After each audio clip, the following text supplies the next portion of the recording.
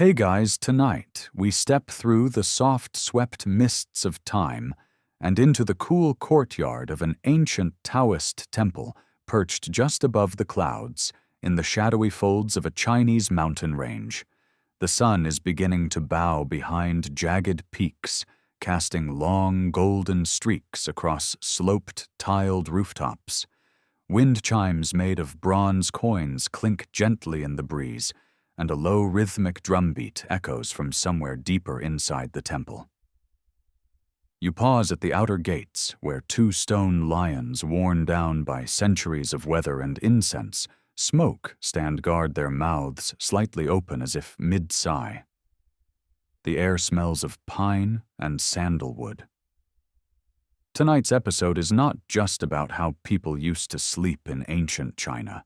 It's about how deeply they believed that sleep could be a sacred act, a portal, a practice.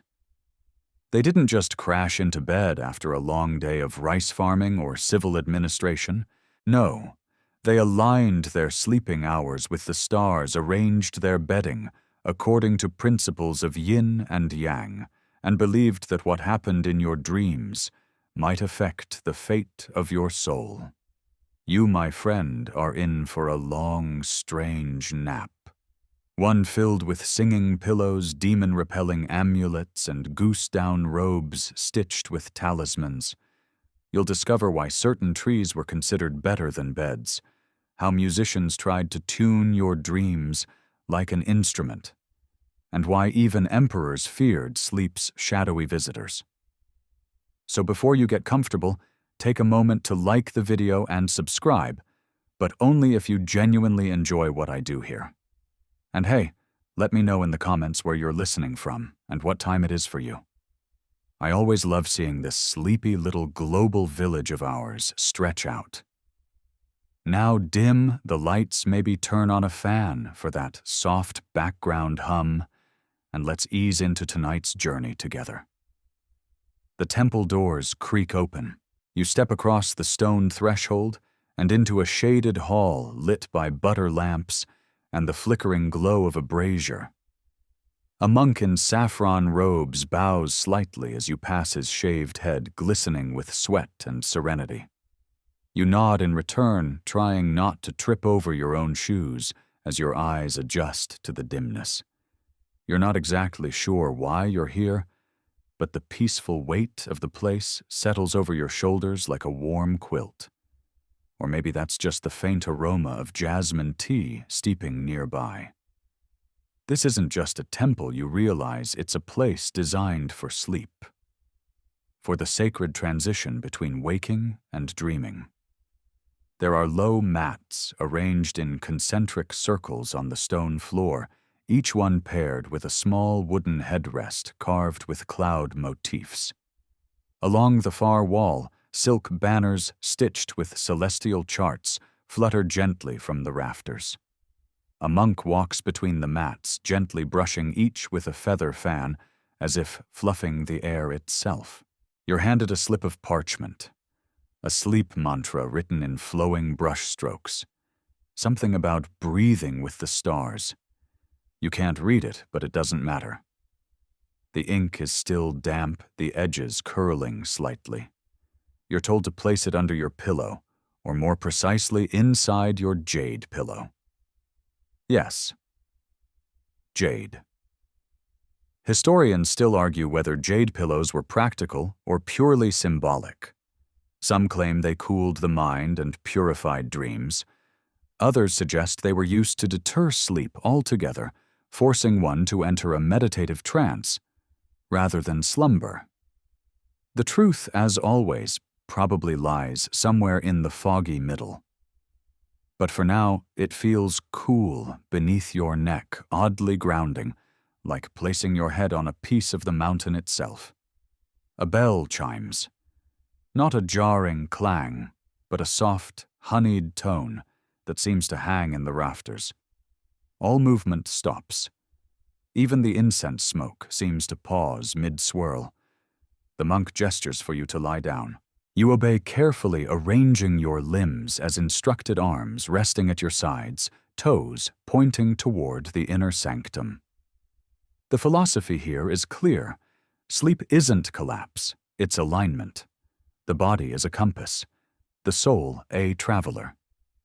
As you settle in, you hear a soft whisper. Close your eyes. Let the dragon of breath carry you across the sky. It sounds more poetic in Mandarin, probably. Still, you comply. You feel your breathing slow. Your thoughts stretch out like lazy cats in the sun. Somewhere a wooden flute begins to play slow, tentative notes, rising and falling like an exhale. And just before the first dream arrives, you wonder briefly, was sleep always this beautiful? Morning doesn't so much arrive as it floats in. A pale mist hangs over the tiled roofs, and dew clings to the tips of bamboo leaves like droplets of crystal ink. You blink awake, unsure whether the flute music has stopped or simply woven itself into the fabric of your dreams. Around you, the temple begins to stir quietly, respectfully, as though the very air still remembers what dreams just passed through it. The monk from last night reappears. He offers you a shallow clay bowl filled with warm barley congee and a slice of pickled plum. You nod in thanks and eat slowly, feeling your body reacquaint itself with gravity. Your pillow is still cool. Your spine doesn't ache. And your dreams, well, they've already slipped through your fingers like fish in the Yangtze. Once breakfast is done, you're led down a gravel path toward a side chamber tucked under the eaves of the temple. This, your guide explains, is where the ancients studied the rituals of rest. And by rituals, they didn't just mean bedtime stories or warm tea. No, in ancient China, sleep was a whole operation governed by calendars, directional charts, and even weather patterns. You pass a mural depicting the 4 sleep guardians, each painted with fantastical flair. There's the black tortoise coiled around a bed frame, the vermilion bird hovering above a dreamer's brow, the white tiger crouched by the door, and the azure dragon curled at the sleeper's feet. Their purpose to protect the dreamer from night demons and errant spirits that might try to hitch a ride through the soul's back door. Historians still argue whether these guardians were literal beliefs or symbolic representations of the natural elements. But one thing is clear, they took their bedtime protection very seriously. The world between waking and sleep was not neutral ground. It was a contested frontier. Inside the chamber, low bookshelves line the walls filled with bamboo slips and silk scrolls. You pick one up gingerly, half expecting it to disintegrate in your hands. It's covered in fine calligraphy and tiny red stamps, perhaps official seals from the Imperial Dream Bureau. Yes, that was a real thing. There were in fact officials in various dynasties, most notably during the Tang and Song, whose jobs involved recording, interpreting, or even manipulating dreams. Dream interpreters might be summoned to court to divine the emperor's fate based on his slumbering visions. A red snake, good luck. A broken shoe. Definitely assassination. A flock of cranes. Depends, were they flying north or south. You sit down cross-legged, cradling a scroll about ideal sleep arrangements for seasonal harmony. According to this text, one should sleep with the head pointing north in the winter and south in the summer, so that the body's qi flows in tandem with the earth's magnetic balance. Mattresses, if you could call them, that should be made of rice straw in spring, reeds in summer, hemp in autumn, and wool in winter. There's even a section on pre-sleep. Sound soft bamboo rustling is preferred in spring. Frogs and river burbles are ideal in summer. Autumn calls for the sound of falling leaves. And winter, the muffled crunch of snow under cloth shoes. You chuckle, wondering how one summons snow-crunching sounds on command. But then you see a wooden box of dream instruments, tiny rattles, gongs, and tuned chimes meant to replicate exactly those noises. Apparently, sleep hygiene wasn't just about bedtime.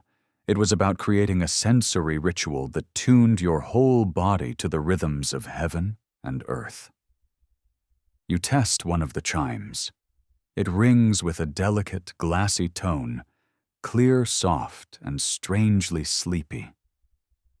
You imagine falling asleep each night to the faint jingle of silver and wind.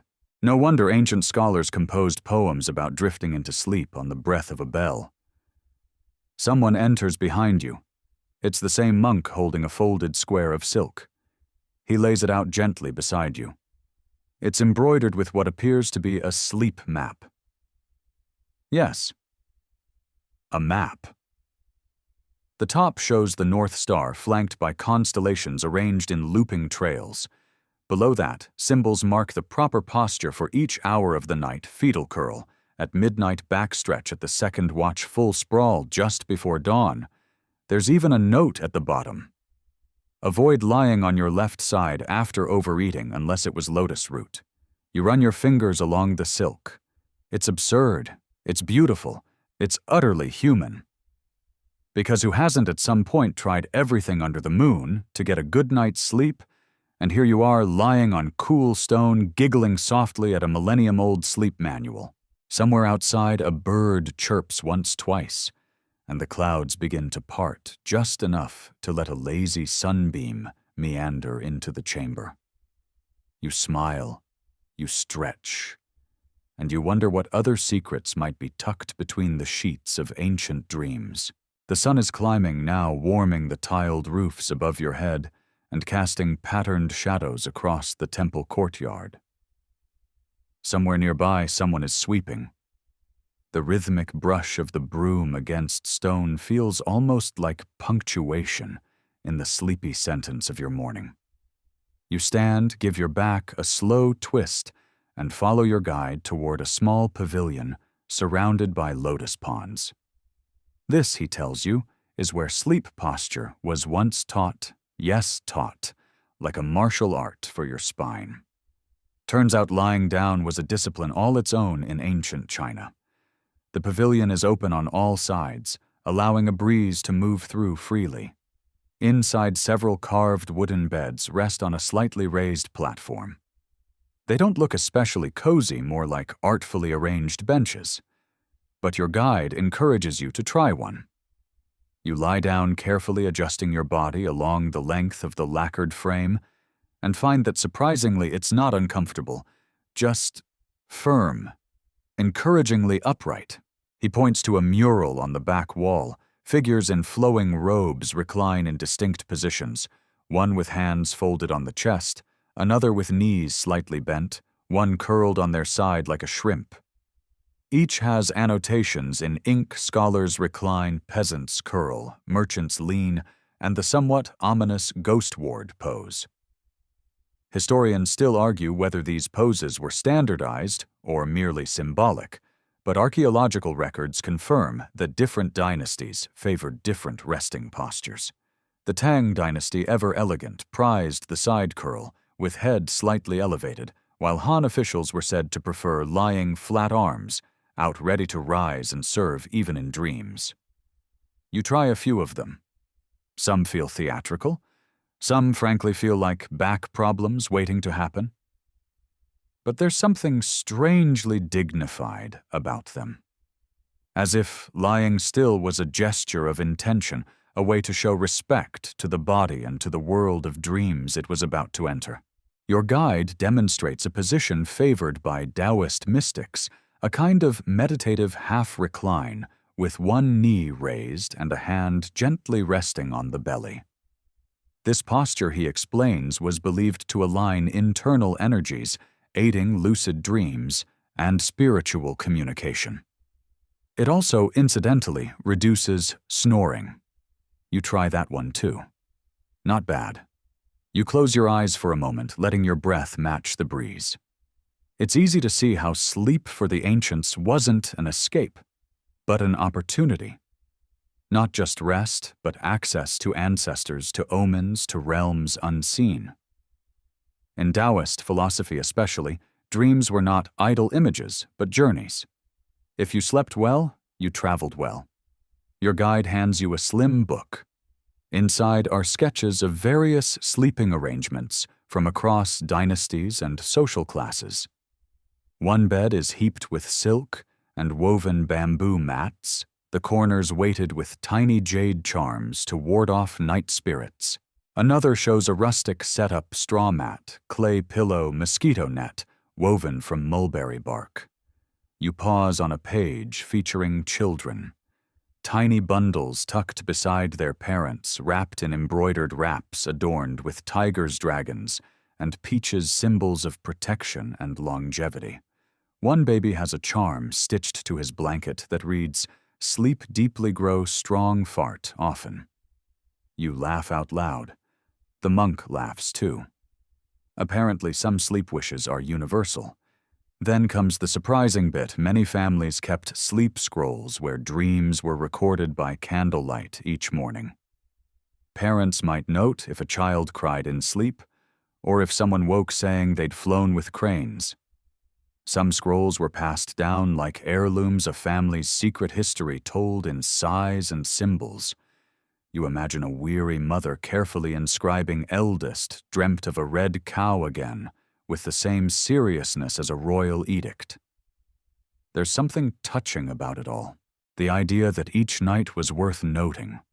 That dreams, however nonsensical, were little truths with their own logic and poetry. Your guide lights a coil of mugwort incense near the bed frame. The scent is earthy and soft, like sage and dried citrus. He explains that certain herbs were commonly burned before bed, not just for their calming effects, but to purify the dream space. Mugwort was the most popular, followed closely by angelica root lotus petals, and in desperate times, fried cicada shells. Yes, really. Some believed the shells helped banish nightmares. Others swore they just liked the crackle. You watch the smoke curl upward, dancing in slow spirals. It's hypnotic. And for a moment you feel yourself begin to drift not into sleep, but into a kind of ancient reverence. For the body, for rest, for the belief that something magical happens when your eyes close and the world becomes quiet. As you rise and stretch again, your guide nods approvingly. Sleep is not weakness, he says. It is training for the soul. You tuck that phrase into your mind like a pebble in a pocket. You'll come back to it maybe next time sleep feels like surrender. You step out from the sleep posture pavilion, blinking in the warm morning light. The scent of mugwort still lingers faintly on your robes. Somewhere nearby, a bell rings, one of those small, high-pitched temple chimes that sounds like a breeze catching laughter. You follow the sound down a shaded walkway lined with bamboo. Your guide mentions that before sleep was even attempted, there was one more ritual many households observed: bedroom feng shui. Now, you've probably heard that term tossed around in modern interior design conversations: feng shui. Your desk feng shui, your mood feng shui, your spice rack. But in ancient China, this wasn't just about vibes. It was cosmology. It was science. It was serious. You arrive at a humble clay house model replica, only, he assures you, but built to exact Song Dynasty specifications. It's like stepping into a life-sized dollhouse. The rooms are low with wooden beams and lattice windows, and in the corner, a bed. Carefully positioned, head facing south, foot away from the door, just as the cosmic manuals decreed. According to traditional feng shui, sleeping with your head pointing north was a no-go, too close to the energy of death. East was favored for scholars and children. South was best for health and clarity. West, romantic dreams. Also ghosts. You pick your battles. Historians still argue whether these orientations were based on spiritual beliefs or practical observations. Sunlight, wind direction, seasonal humidity. But either way, people rearranged entire sleeping quarters to honor them. A bed facing the wrong way wasn't just bad luck. It was bad health, bad dreams, bad marriage prospects. One Ming-era text warns that placing your bed in a tiger's mouth position could lead to night terrors and spontaneous financial ruin. No pressure. Your guide shows you how furniture was kept low to the ground, encouraging cooler air to settle near the sleeper. Mirrors were covered at night, believed to trap wandering spirits or reflect dreams too sharply back into the soul. Sharp corners were avoided. Even bedding color was chosen with care. Soft blues and pale greens for calm, red or gold for couples seeking fertility. Black. Well, nobody really chose black unless they were making a dramatic statement. And what about the bed itself?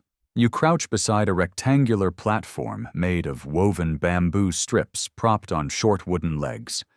A ceramic pillow rests at one end. Yes, ceramic. Cool to the touch, shaped like a hollow log sometimes painted with peonies or poetry. Comfortable, debatable. Durable, absolutely.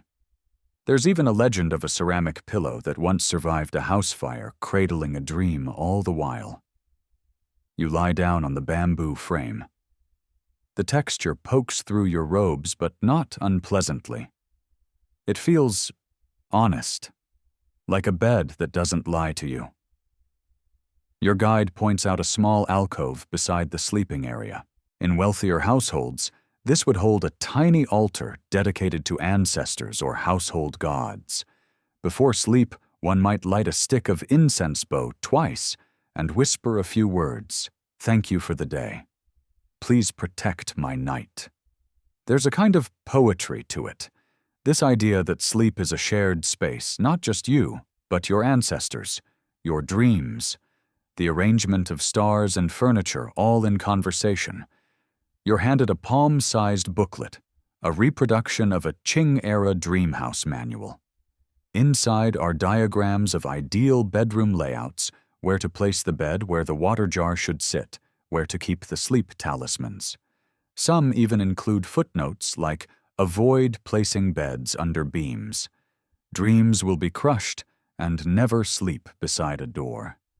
Night winds carry whispers. You smirk at that one. Still, part of you wants to move your bed when you get home.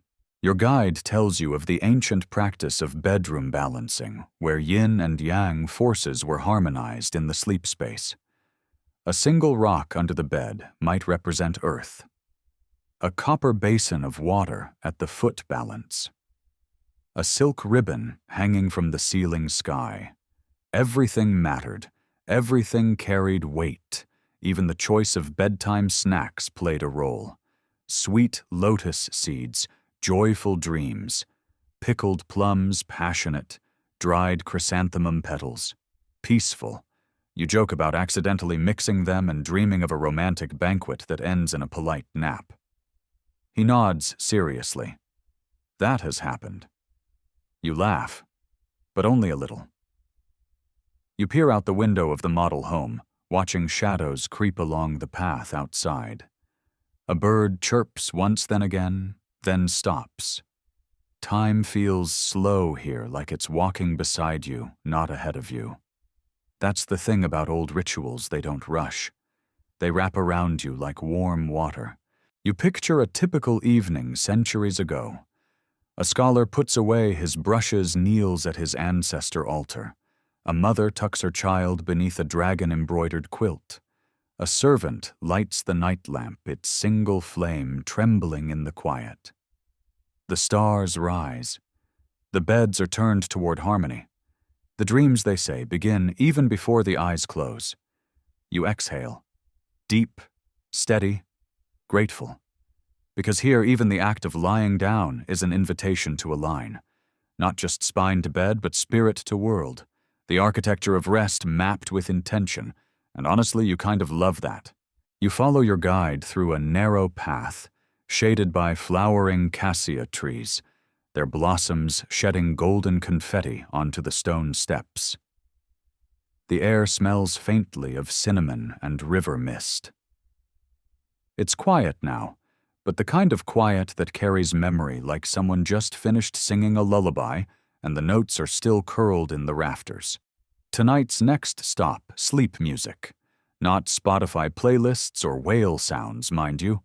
We're talking ancient Chinese music composed not just for beauty but for balance, harmony, and seduction of sleep itself.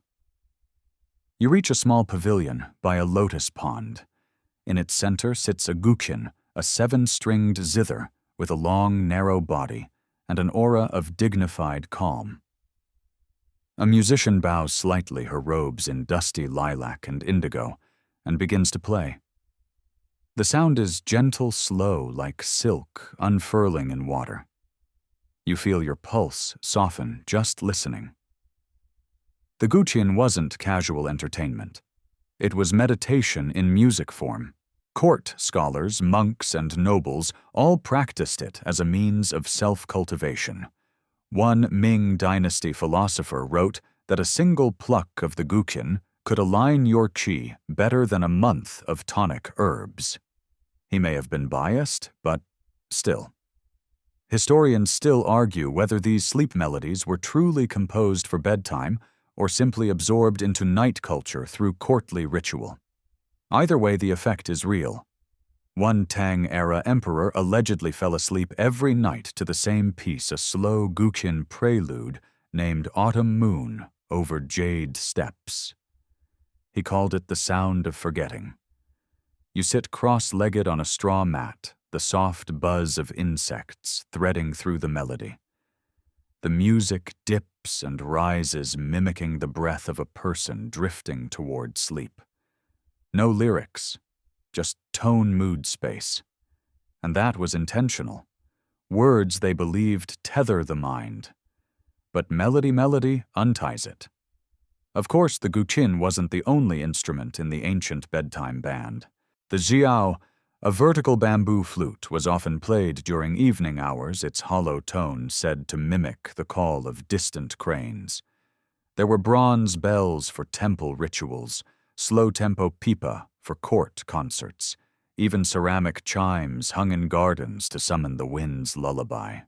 Each sound served a purpose. Some invited dreams, others warded off spirits.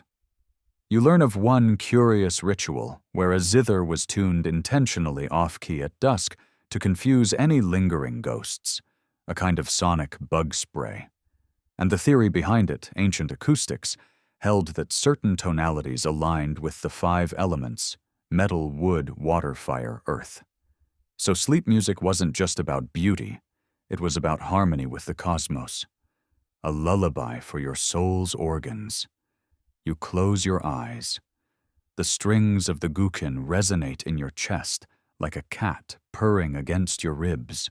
You imagine an old scholar doing the same 1,000 years ago, head resting on folded sleeves, calligraphy ink still wet beside him, dreams shaped like falling leaves. Your guide hands you a small scroll. Inside are fragments of sleep compositions from the Zhou dynasty, written in notations that look like gentle rivers. One piece is titled, "Night Birds Return to Nest." Another, "Stillness Beneath the Cypress Moon." You read them aloud softly, like naming stars. And speaking of stars, one Confucian sleep theory held that music linked the body's rhythm to the motion of celestial bodies. It was believed that when you sleep to proper music, your spirit briefly leaves your body to float among the stars, gently anchored by harmony. You smirk. So basically, sleep was your nighttime vacation, chaperoned by sound. Nearby, the musician finishes her piece. She bows again.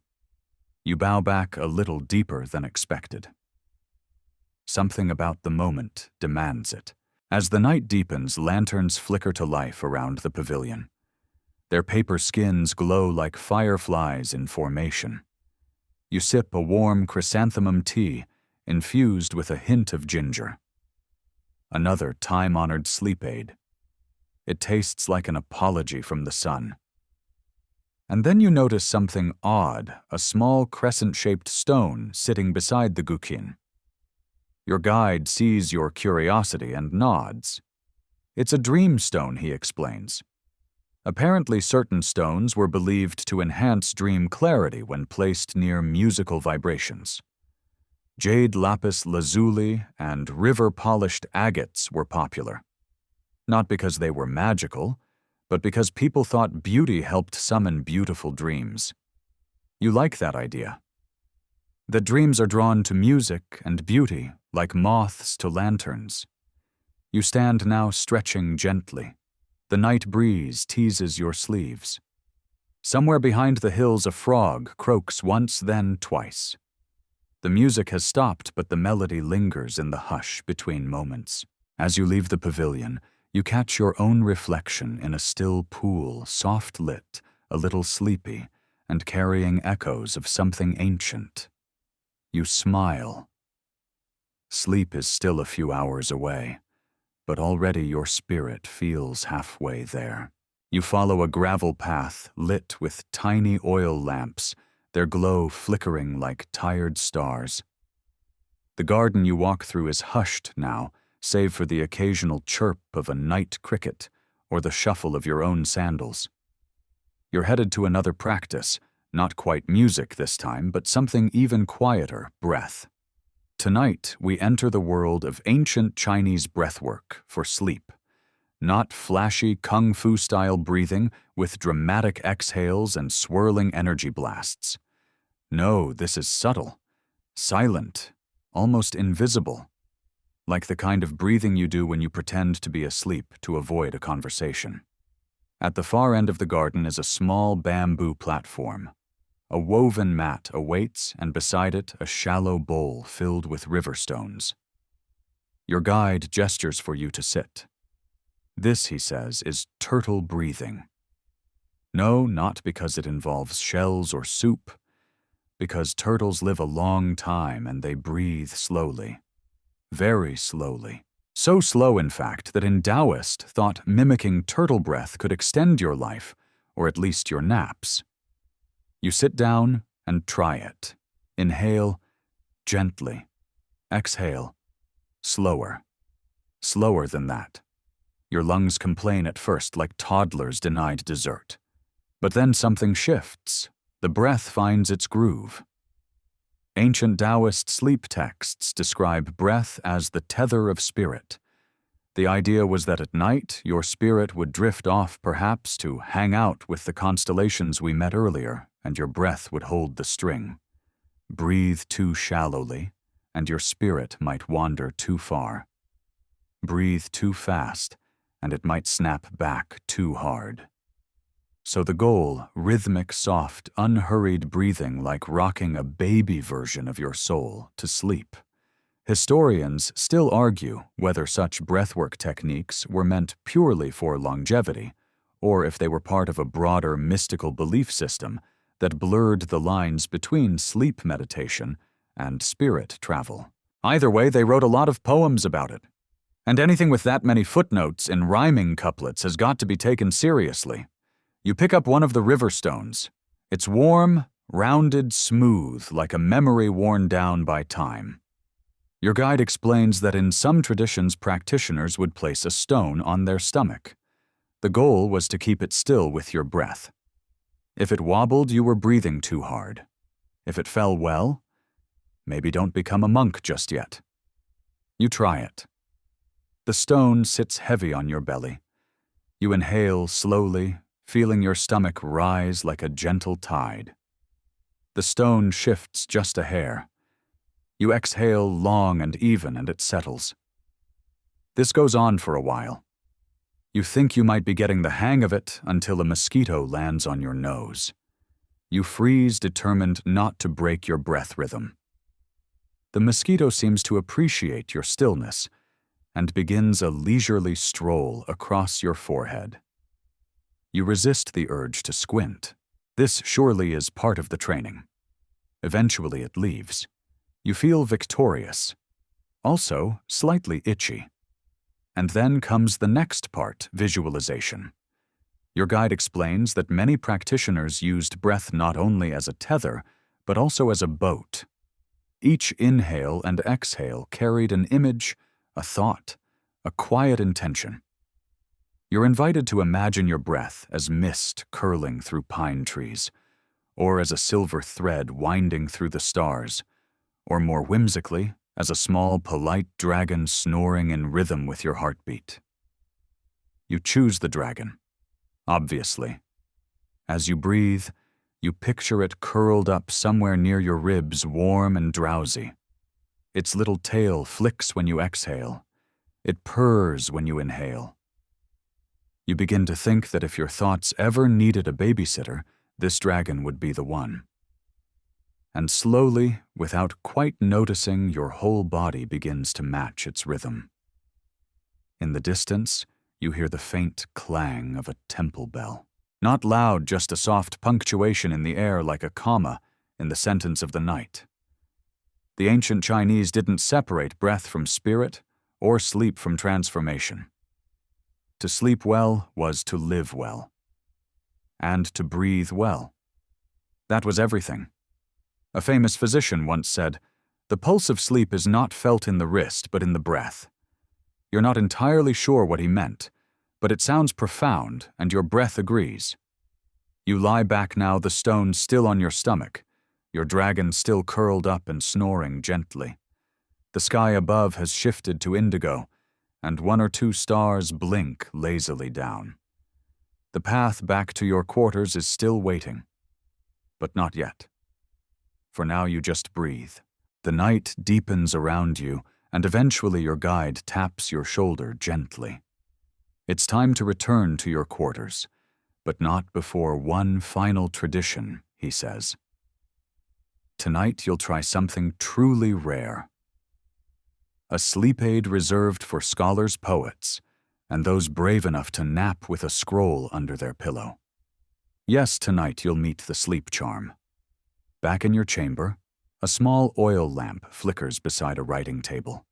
On the table lies a narrow strip of yellow silk brushed with elegant characters in dark ink. Beside it sits a tiny inkstone, a bamboo brush, and a peculiar little object, a carved peach wood charm tied with red thread. It looks a bit like something you'd hang from your rearview mirror if your ox cart had one. Your guide explains that in ancient China, people didn't just count sheep to sleep, they enlisted words. The sleep charm, he tells you, is both poetry and protection. Scholars would write phrases designed to lull the mind ward off evil spirits, or coax the soul into gentler realms. Sometimes it was a line of poetry about dew falling on lotus petals. Other times a character for quiet written again and again until its repetition felt like a lullaby. You're invited to write your own. You dip the brush in ink, hesitating for a moment. The characters don't come naturally, but the intention does. You choose a phrase, drift like mist, dream like water. Your guide nods in approval. Not bad for a beginner. Historians still argue whether these charms were genuinely believed to invoke divine sleep, or if they were simply ritualized bedtime routines for overworked officials and overly imaginative poets. But when sleep is elusive, a little magical thinking can't hurt. You hang the charm above your mat and place the peach wood carving at the head of your bedding. The red thread catches the lamplight, casting a delicate shadow on the wall, a soft sigil for serenity. Then comes the incense. From a lacquered box, your guide selects a stick of rare agar wood. This is no cheap market incense. This is the good stuff smuggled through trade routes, prized by emperors, and reserved for deep meditation or serious slumber. He lights it with a long-handled taper. The scent unfurls slowly, rich, slightly sweet, almost woody, with a whisper of something floral beneath. It's not the kind of smell that punches you in the nose. It sneaks in, curves around your thoughts, makes them slower. This, you're told, was considered the ideal atmosphere for dream incubation. Dream incubation. Oh yes, that's not a trendy sleep app feature. It's ancient. You lie down beneath your charm, the scent of incense pooling like fog in the room. The idea, according to old texts, was to guide your dreams with intention. You'd prepare your body with breathwork, quiet your mind with poetry, and then plant a dream seed, a question, a wish, a mystery. Some people dreamed of ancestors offering advice. Others dreamed of gardens they'd never seen. One famously sleepless poet dreamed of a peach orchard where the flowers whispered solutions to his tax problem. You're not expecting tax tips, but you do take a moment to consider your own dream seed. What do you want your sleeping self to explore? Maybe you'd like to meet that polite dragon again. Or maybe you'd like to know what turtles dream about. Or maybe honestly you just want a solid 8 hours and to wake up not drooling on the mat. You smile and close your eyes. The silk charm rustles softly as a breeze brushes through the shutters. The incense swirls above your head in a slow spiral, like a story being written in the air. The charm's words linger in your mind, not in the way a catchy jingle does, but like a kind whisper that keeps your pulse steady. You think of all the people through history who've struggled to sleep. Emperors and farmers, poets and guards, all of them trying various tricks, herbs chants, sleeping on the right side of the body, which for the record was often considered the left, all hoping to ease into that liminal space where the waking world fades and the dream world blooms. You too are nearly there. Just one last exhale. Just one last flicker of the lamp. Then darkness, silence, and a sense that someone, somewhere, has written your name into a dream. You wake slowly the next morning, your body still heavy with rest, as if the bed itself had become a net made of warm silk and reluctant dreams. The room is bathed in the soft gray of dawn, that in-between moment where everything is quiet and all the world seems to hold its breath. No rooster crows, no dragon appears, just the steady scent of yesterday's incense lingering in the wood. You stretch blinking at the charm above your head.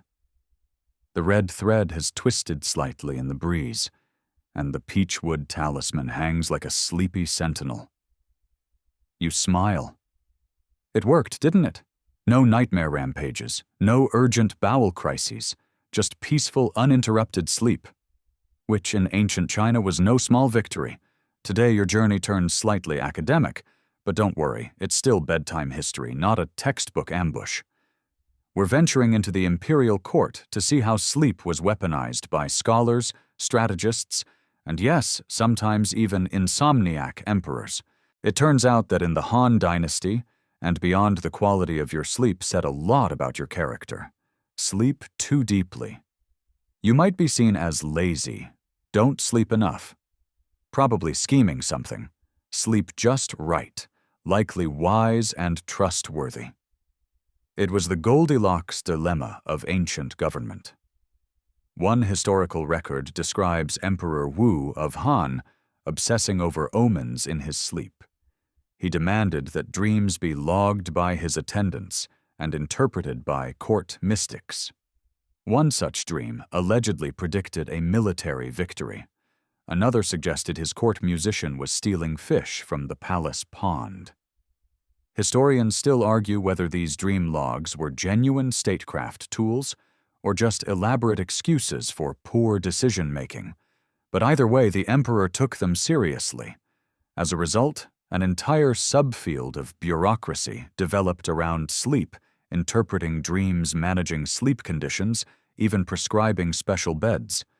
Bamboo beds for cooling, layered silk for warming, rock pillows to center the thoughts and crush your cervical spine, probably. And don't get us started on feng shui. Oh yes. If you were serious about sleep, you didn't just plop your mat anywhere. You consulted with a geomancer. The direction of your head mattered. North was for stability, east for clarity, west.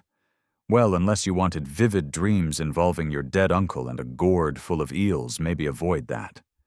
Some slept on raised platforms to avoid earth qi. Others added talismans above the bed like you did, or placed small mirrors to reflect malicious spirits. The result bedrooms that resembled mildly haunted art galleries. But the most elite sleepers of all scholar officials. They were the Jedi masters of nap techniques. These men, often thin, constantly ink-stained, and powered entirely by philosophy, and millet wine, believed in regulated rest.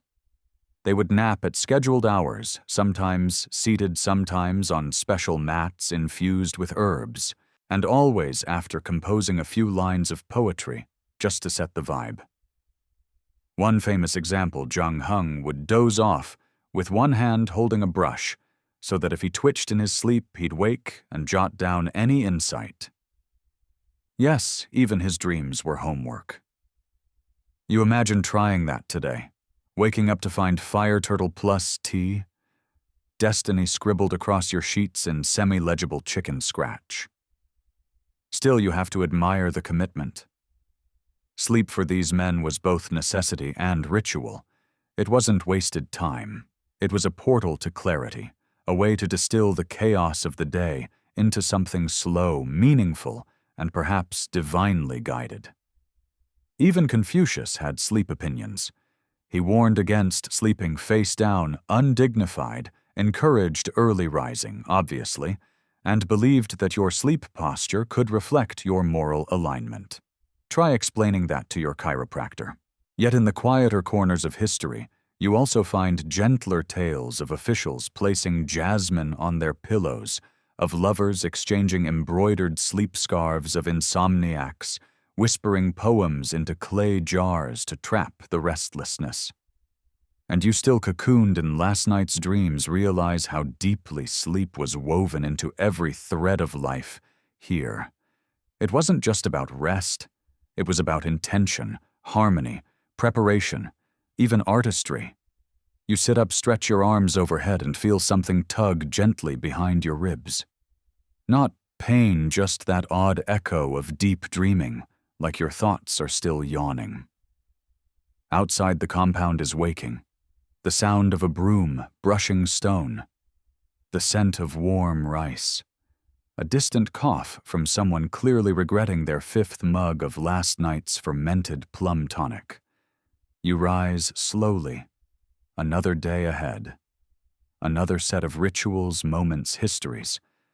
But for now, just the hush of dawn, the gentle rustle of your charm, and the softest, sweetest thought you slept. And you mattered.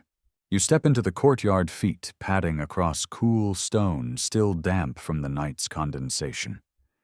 The air smells of hibiscus and old pine, mingled with faint traces of last night's fire.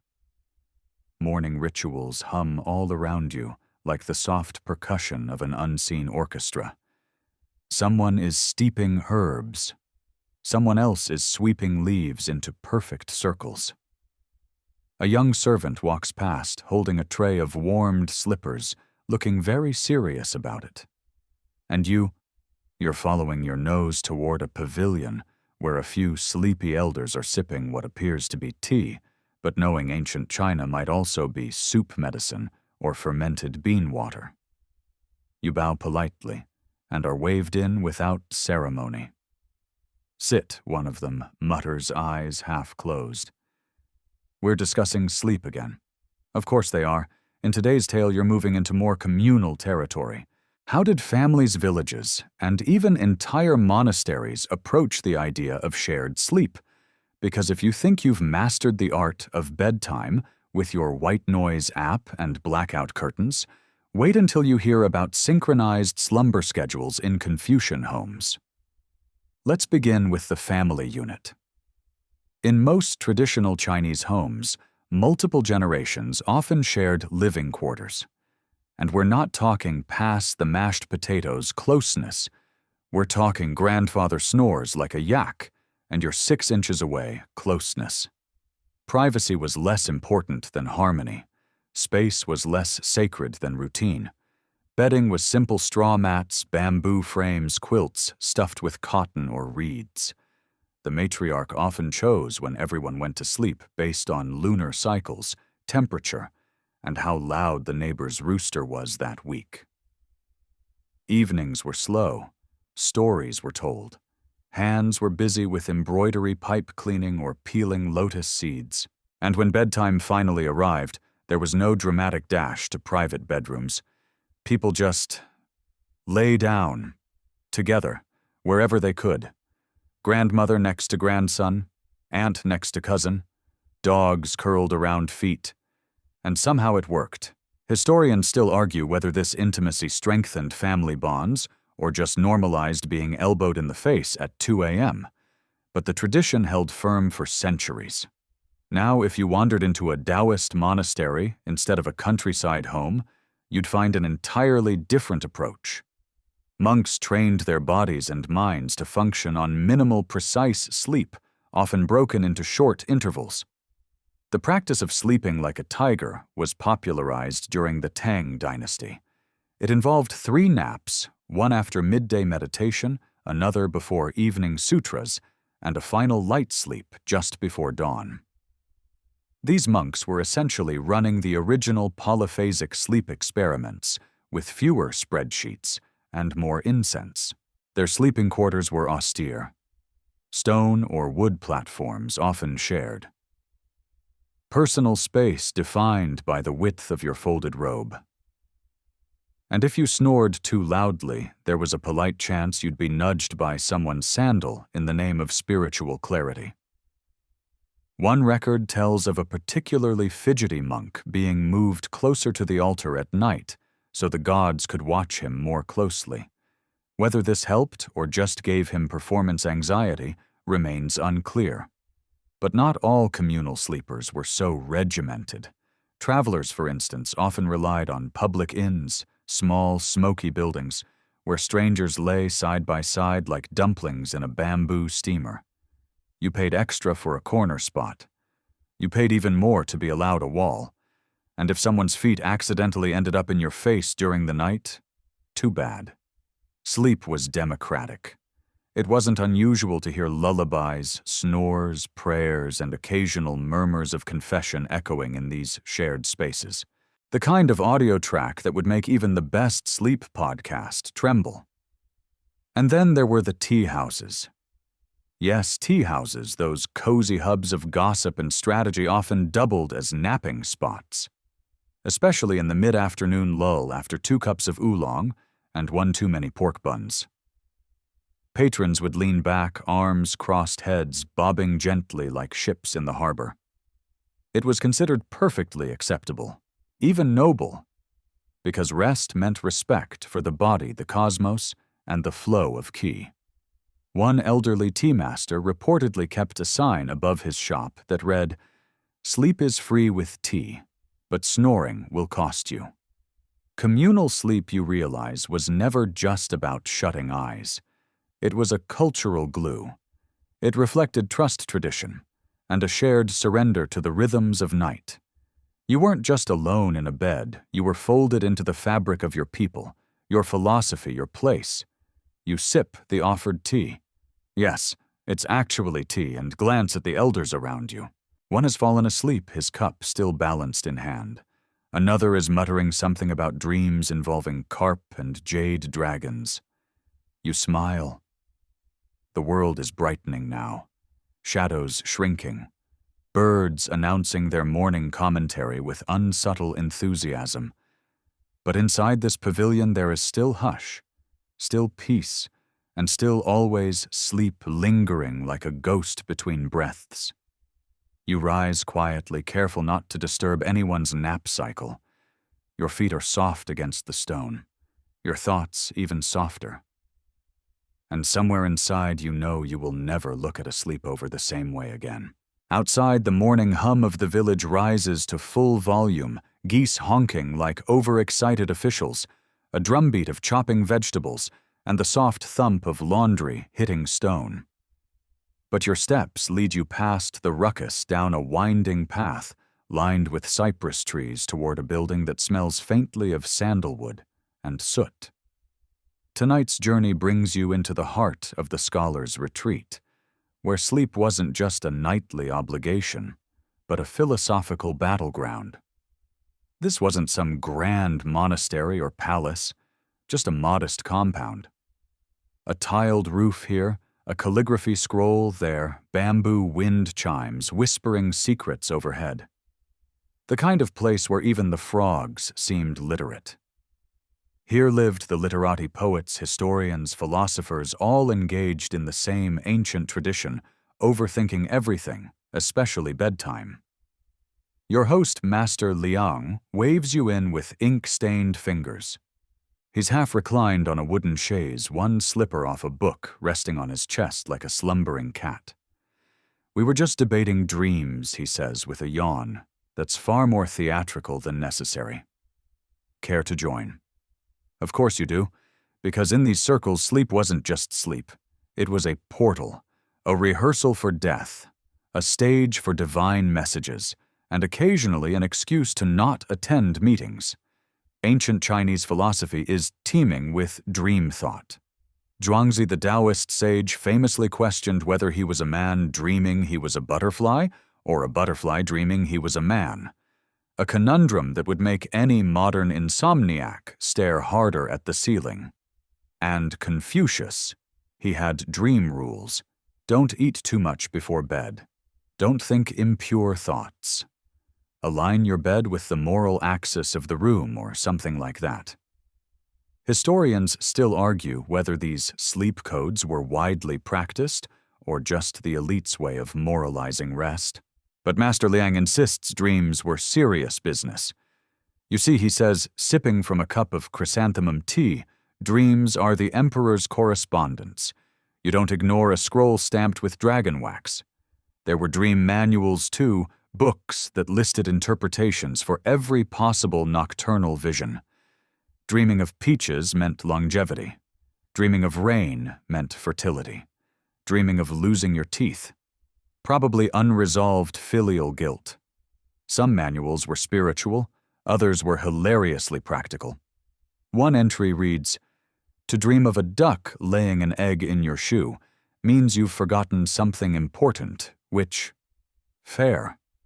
As you listen, another scholar, this one with wild eyebrows and a robe that looks like it's lost a few philosophical debates, pulls out a silk-wrapped bundle. Inside is a dream pillow. Yes.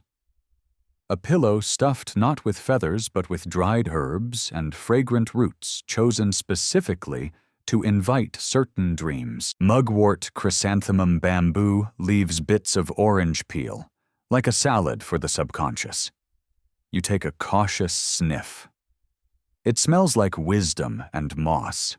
They explain that different combinations were used for different outcomes: clarity, courage, memory, love. Some even used dream triggers, small trinkets, or talismans held under the pillow to summon specific visions. And no one took this more seriously than the imperial court. Court dreamers, yes, an actual job, were employed to sleep strategically and report back with visions that might guide policy or predict celestial alignments. Imagine a nightly horoscope mixed with national security briefings, all filtered through the subconscious of someone who just ate 3 dumplings too many. One record speaks of an emperor who delayed an invasion because his court dreamer saw a dragon drowning in a moat. Another reportedly built a pagoda after dreaming of a laughing monk made of starlight. And you're just trying to remember where you left your gourd of barley beer. But there's more. In some regions, dream incubation was practiced. A person would cleanse themselves, fast burn incense, and sleep in a sacred temple, hoping to receive divine insight in their dreams. These sleep pilgrimages could last days, weeks, sometimes longer, and naturally the temples offered tiered accommodations depending on how holy or wealthy you were. Master Liang chuckles at that last bit. Even dreams, he says, require reservations. As the afternoon light leans toward amber, the scholars drift into nap mode. Books are closed, brushes set aside. One snores lightly with a scroll across his face. Another gently mutters equations in his sleep. You settle onto a tatami mat beside an open window. A breeze stirs the paper lanterns above. And somewhere in the distance a bell chimes once long and low. You think of zhuangzi and butterflies, of pillows laced with jasmine, of emperors pacing under moonlight, waiting for a dream to decide their destiny. And as your own eyelids grow heavy, you wonder what visions will come to you tonight. Hopefully no ducks in shoes. The lanterns flicker as dusk settles over the scholar's retreat. But your journey continues, this time deeper into the past, where superstition and survival wove together like silk threads in a night weaver's loom. Tonight you're headed not to a palace or a monastery, but to the modest home of a countryside healer. She is known in her village not by her given name, but simply as Grandmother Sleep, and she takes her title very seriously. You arrive at the thatched house just as a chorus of frogs begins warming up by the stream. Crickets tune their instruments. Fireflies blink like indecisive stars. The night is young, but Grandmother Sleep is already preparing. She greets you at the door with a bundle of twigs and a knowing glance. "You're just in time," she says, handing you a jar of something thick and luminous. "For the souls. Always start with the feet." You nod like this makes complete sense. Inside the room smells of camphor-dried lavender and roasted chestnuts. Herbs hang from the ceiling in bundles, some fragrant, some suspiciously pungent, all powerful in their own way. A low fire crackles in the center of the room, its light dancing across a table scattered with handwritten scrolls, feathers and tiny ceramic animals that may or may not be for medicinal use. Grandmother Sleep begins her work. You sit down and she starts by applying the mystery salve to your feet. It's warm, tingly, and smells faintly of fermented plum and lightning.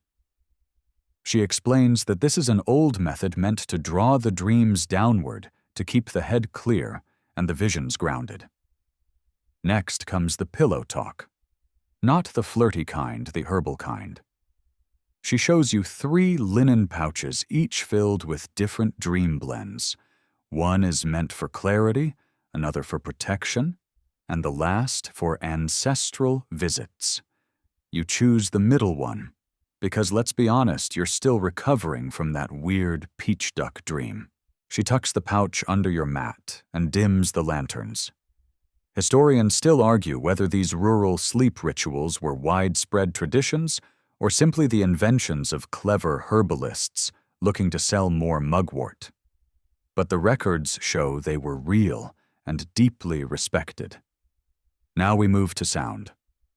Grandmother Sleep pulls out an instrument, a flat bronze disc strung with tiny beads.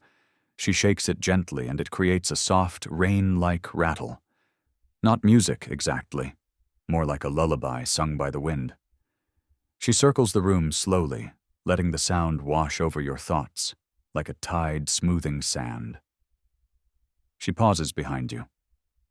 "This part is important," she whispers. The question.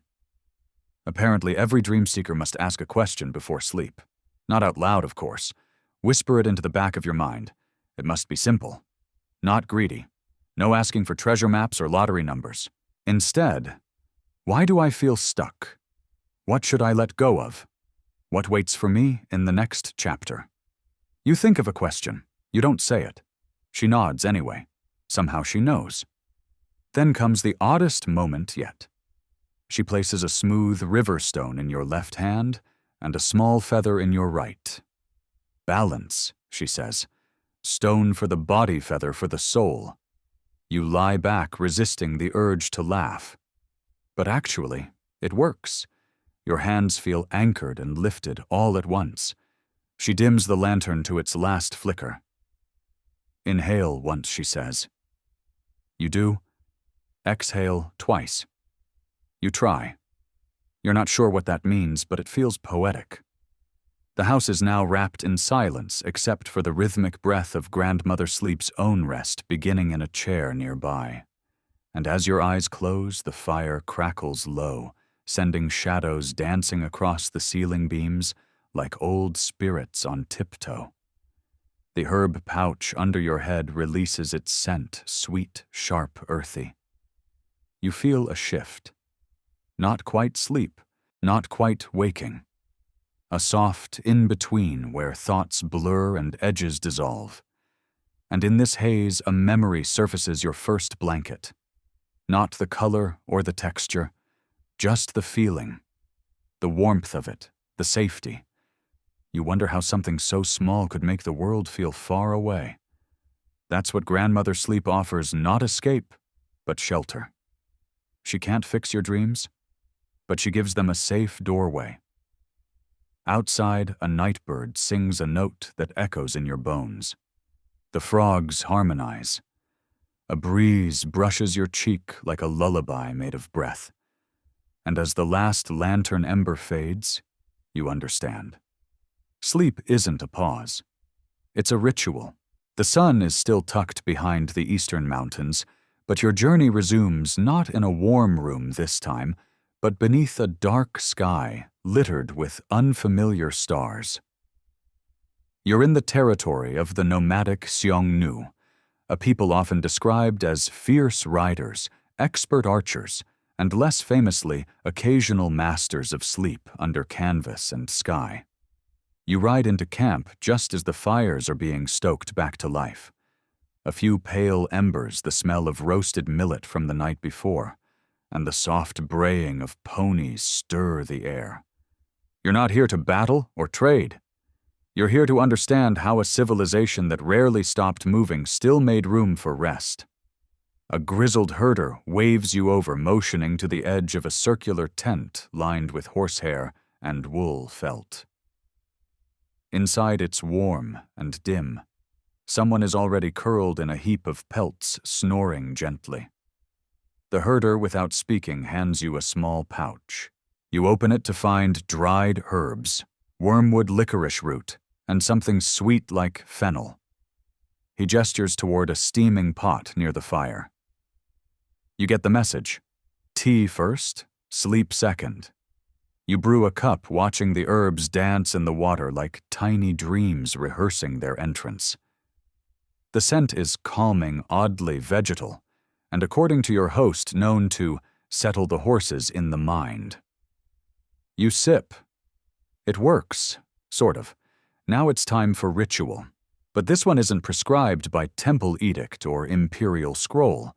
It's oral, passed down in the rhythms of a lullaby. The herder's granddaughter arrives not more than 10 winters old, with a felt doll tucked under one arm. She begins to sing. The tune has no clear words, just vowel sounds that ebb and rise like a sleeping horse's breath.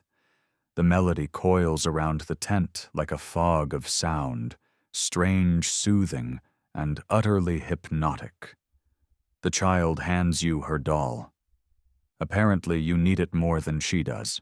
You accept the doll with a nod that says, "I'm not crying, you're crying." Historians still argue whether these nomadic lullabies served practical purposes, calming restless herds, masking movement from enemies, or if they were purely expressions of cultural continuity. Either way, they worked. You lie down on a bed of felt and straw surprisingly soft. Overhead, the roof of the tent sways gently in the wind. The stars peek through a small opening, just enough to remind you that you're sleeping under the gaze of the entire universe. There are no incense sticks, no scrolls, no fancy pouches of dream herbs here. Just sound breath and the unspoken rule that if you snore too loudly, someone will throw a goat pelt at your face. Your eyelids begin to droop. Just before sleep takes you, the herder speaks. "Dream light," he says, in broken Mandarin, tapping his temple. "Like horse, not like ox." You nod again, pretending that makes perfect sense. Because in this place, with this, people sleep is not a luxury. It's part of survival. You rise early, ride hard, eat quickly, and when you rest, you do it with purpose. It's a fleeting thing, nomadic sleep. No permanent bed, no locked doors. But somehow it feels safer. Maybe because the night is shared. The sounds are communal. The stars belong to everyone. You wake before dawn, blinking into the dim light of a world not quite begun. A warm stone has been left beside your head. For luck, or for neck support, or both. You leave the tent quietly, the doll still in hand. The camp stirs with slow-motion grace. People stretch, feed the fire, saddle the ponies. No one says much. The world is waking, but gently. You hand the doll back to its rightful owner. She smiles, shrugs, and returns it to the crook of her elbow. Your host offers one last cup of tea. You drink, bow, and ride. The desert wind greets you like an old friend. And for a brief moment, as the sun slices through the edge of the sky, you wonder if you've ever slept that deeply before, or if it was simply the illusion of stillness in a world that rarely stops. You decide it doesn't matter. Because stillness, even borrowed, is still sacred. By now you're starting to see the pattern rest is not one size fits all. From perfumed silks in palace chambers to goatskin tents in the steppe, the ancient Chinese world crafted 1,000 ways to greet the night. But tonight, you're heading somewhere different. Again, somewhere cool, shadowy, and echoing with the drip of mineral-rich water. Welcome to the Taoist cave hermitage. Not a fantasy hideout with dragons or glowing crystals, just a simple dwelling carved into a limestone cliff where a lone figure wrapped in gray robes and deep in thought hasn't spoken to another soul in weeks. Or maybe years. You don't knock. You just step quietly inside the stone floor, smooth from generations of bare feet. The air is damp with a faint metallic tang. Moss climbs the walls in soft clumps. And somewhere deeper inside you hear the slow, rhythmic breath of someone deep in meditation, or possibly asleep. It's hard to tell. This is Master Lin. She's old, like willow tree and rain spots on ancient scrolls old. Her eyes open as you arrive without surprise. She nods toward a reed mat, an invitation, not a command. You sit. She speaks in barely a whisper. Breath is the doorway, she says. Inhale, enter. Exhale, leave. No incense, no chanting, no lullaby, just breath. You try to follow. Inhale, pause, exhale. Again. The sounds of the cave help. Water drips from somewhere in the ceiling, marking time like a patient clock. The cave walls seem to fold in around you, not claustrophobic, but comforting, like being tucked into the earth itself. Master Lin doesn't watch you or guide you. She simply breathes. You match her rhythm, and before long, your thoughts slow to a crawl. Historians still argue whether Taoist cave dwellers truly meditated themselves into extended lifespans, or if the whole living forever thing was just clever branding with good PR. But there's no denying the stillness here is ancient and very real. Somewhere during this shared silence, Master Lin moves. She retrieves a smooth black stone from a niche in the wall and hands it to you without a word. It's warm from her palm, cool to your touch, and heavy with unspoken meaning. You hold it and you don't know. Focus. Maybe that's the point. In Taoist sleep philosophy, dreams aren't dismissed as brain static. They're seen as journeys, miniature pilgrimages through your own spirit realm. The better your breath, the cleaner your intent, the clearer the dream. You wonder what yours will show tonight. Hopefully not another goat. The cave dims further as the sun lowers. The moss glows faintly, or maybe that's just your imagination adjusting to the dark. You lie back on the mat. No pillow, just stone. Somehow it's not uncomfortable. Master Lin murmurs a final instruction: return the stone if your dreams are useful. That's it. No good night. You close your eyes. At first nothing. Then flickers. Shapes. A swirl of ink in water slowly forming images. A crane, maybe. A mountain. The laughter of someone you miss. You dream, and for once you know you're dreaming. Your breath keeps its pace. The drip from the ceiling continues. And for a moment, or perhaps an hour, you slip into a space between waking and sleep body and spirit stone and sky. Eventually you wake. The stone is gone. Master Lin is gone. But the cave still breathes. And so do you. You exit quietly, the dawn mist curling around your feet. Somewhere in your chest you feel lighter. Not in a mystical, I can float now way, just cleaner. Like your mind has been washed in stream water. The valley below glows in early sunlight. Bamboo sways, birds trill, and somewhere a temple bell rings. And suddenly you understand the cave wasn't about sleep. It was about emptying yourself until rest has room to enter. You step forward.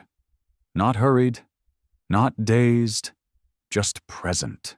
You follow a winding path downhill, the cool air of the mountains, slowly giving way to a warmer, denser atmosphere. Fields begin to appear, rice paddies, shining with water, reflecting the morning sky. You're not going to a palace or a temple this time. You're heading toward a simple farmhouse where it turns out some of the most elaborate sleep rituals in China's history quietly thrived. Peasants get a bad rap in history books, all muck and misery. But here, in the fertile lands of the Yangtze River Basin, some families took their sleep seriously. Not because they had luxurious feather mattresses or perfumed sheets, but because rest was survival. Rest kept the back strong, the hands steady, and the spirit from snapping in two. The farmhouse you approach is low and wide, with a clay tile roof and carved wooden beams darkened from generations of kitchen smoke. Chickens cluck softly from a woven pen. Inside the sleeping chamber is one small room shared by an entire family, grandparents, children, maybe a cousin or two, all curled on bamboo mats arranged like a domestic jigsaw puzzle. The air smells like sesame oil and river mud, which is weirdly soothing. A grandmother greets you. Her face is lined in the kind of way that says, "I've seen floods, births, and 17 different ways to pickle a vegetable." She gestures for you to sit near the hearth. It's almost nap time. Now, unlike court sleep or Taoist trances, rural rest was deeply practical. Beds were low if they existed at all. Most people slept on rolled mats over packed earth. But here's where it gets interesting. Instead of just crashing from exhaustion, there were small rituals involved. A foot soak in warm herbal water, usually mugwort or ginger root. A scalp massage given by a sibling or spouse. Gentle humming of folk songs that had traveled orally from village to village for centuries. One of the children wraps your feet in a damp cloth for cooling the fire, the grandmother says with a chuckle. You feel your pulse slow. She tells you that in some homes, especially during festivals, a bit of rice wine or date soup was given before bed. Not enough to cause a wobble, just enough to soften the world's edges. She offers you a clay cup. You drink. Warmth blooms in your chest. The mat beneath you isn't soft, but it doesn't need to be. The room darkens as cloth blinds are pulled. No candles, no lanterns. Just darkness, shared warmth, and the faint scent of steamed rice lingering in the rafters. Historians still argue whether these peasant sleep practices were rooted in ancient traditions or simply evolved from necessity. Was the mugwort for dreams or digestion? Was the song a lullaby or an oral record of history disguised in melody? The truth is likely both. You curl up beside the youngest child, who's already dozing with an arm draped over a worn rag doll made of knotted straw. The heat from their tiny body radiates toward you. It's disarming. Your own eyes grow heavy. You hear the grandmother whisper something to the wind, perhaps a blessing or a reminder. Or maybe she's just muttering about the chickens again. Either way, it's comforting. The night unfolds slowly. Time becomes something round instead of straight. A creak in the wood, the sigh of someone rolling over, a shared breath. You're not alone. Not here. Later you stir. It's still night. Maybe a second sleep is beginning, that old rhythm of resting in two shifts, the first sleep, and second sleep, a forgotten concept in the modern world, but once common in many parts of ancient China. The in-between time was for dreams, prayers, or whispered conversations under the stars. You think about that as you lie there awake, but not really. Still but thinking, and then nothing. Sleep takes you again just as gently as the rice wine did. By the time you wake, morning light slants through the thatched walls. Roosters call. The grandmother is already making porridge, and the children stretch like cats on sun-warmed mats. You sit up slowly. There's dust on your elbows and hay in your hair. And yet you feel full. Not from food, but from the kind of rest that grows from being close to other human beings, all dreaming under the same roof, unguarded. Someone hands you a steamed bun. You take it. You chew. You smile. Because this wasn't palace sleep. It wasn't sacred or meditative or herbalized. It was simple, honest human rest. And you never knew it could feel so good. Later that day, you find yourself drifting downriver on a narrow wooden boat, the kind with a woven bamboo cover arching over the center like a gentle shell. The oarsman hums softly, one hand trailing in the current, as the boat rocks with a rhythm older than dynasties. The scenery slides by willow trees bending to sip from the water, egrets picking their way along the muddy banks, the faint clatter of distant markets echoing across the surface, like a forgotten song. You're on your way to the last stop on this strange sleep journey, a quiet monastery tucked into the cliffs near the river's edge. It's not famous. No imperial grants, no jade offerings, no guidebooks written in tribute. But the monks here are known for something peculiar: dreams. Not just dreaming, but cultivating dreams. The boat lands with a soft scrape, and you climb a stone path winding up the cliff, flanked by moss-covered walls and shrines the size of bread loaves.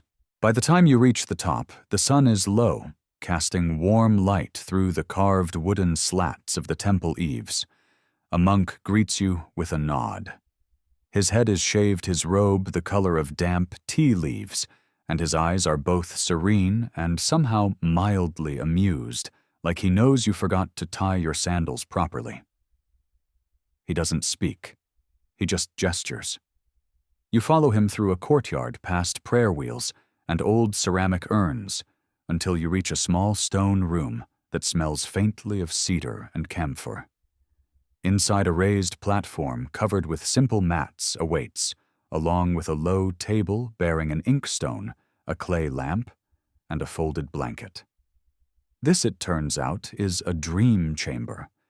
The practice here, you learn, is not sleep for rest, but sleep for revelation. A nightly plunge into the subconscious guided by ritual and memory. Every novice must keep a dream journal. Some meditate before sleeping. Others drink a mild tea made from silk tree bark and lotus stamens believed to open the dream gate. The monk hands you a cup. It's bitter floral earthy. You sip, then lie down. The room is quiet, not silent. There's the murmur of leaves brushing stone, a cricket, the creak of wood, but everything feels slowed, suspended. You begin to breathe deeper. The monk places a clay disc on your forehead, cooled with river water, etched with symbols of clouds and cranes. It doesn't do anything magical, but it grounds you like a gentle weight, reminding your thoughts to sink. And they do. Sleep slips in like a thief through a rice paper door. No drama, just stillness. And somewhere between that stillness and the thrum of your own pulse, dreams rise. You find yourself walking through golden fields. You speak to a tiger wearing scholar's robes. You climb a tower made of sand. You fly, but slowly, like an ink painting unfolding in the air. Historians still argue whether these dream chambers were truly common or merely stories passed along by travelers eager for a good tale. Some claim it was a Taoist experiment, others a Zen practice disguised as bedtime. But here you are halfway between worlds living it. You wake hours later. Not suddenly, but like a lamp slowly brightening. The monk is still there, sweeping a corner of the room with a straw broom. He looks at you, then nods toward the inkstone. A suggestion, not a command. You take the brush, and you write. Not perfectly. Not even legibly, perhaps. But you try to catch the edges of that dream before it slips away something about the tiger, or the way the sand tower hummed when you climbed it. Whatever it was, it felt important. When you step out into the dawn, the mist curls like smoke across the treetops. Bells ring somewhere far below. The world smells like dew and tea and wood smoke. You've slept in palaces, in peasant homes, on scholars' scrolls and soldiers' cots. But this was something else. And you wonder quietly if sleep isn't just the absence of wakefulness, but a place, a realm, a river. One you can visit, one you just did. The boat rocks gently as you drift back down the river, the sky a canvas of soft gray and amber. The journey is ending now, not in a grand crescendo, but in a whisper. You feel it in your bones, the slowing, the settling, the graceful ease that follows a long, winding tale. Each stop, each bed, each ritual, you carry them with you, like pressed flowers tucked between the pages of memory. The scent of lotus tea, the warmth of rice wine on your tongue, the way temple bells fade into the dusk. They blur together in the best way like dreams, whose details soften with time, but leave behind a glow. You rest your head against the edge of the boat's cover eyes, barely open the oarsman's hum, washing over you like lullaby water. Far off a crane takes flight, its wings carving elegant silence into the morning air. No more facts tonight, no more ancient debates or curious customs, just the breath of the river, the hush of reeds, and the steady pulse of sleep wrapping around you like silk. You're not in ancient China anymore, not really. You're in your bed, wherever that is. And maybe, just maybe, the dreams will follow. Let them. Let your breath slow. Let your shoulders soften. Let yourself drift not forward, but inward into quiet, into sleep, into everything you didn't know you needed. You've earned it. Good night, traveler. Sweet dreams.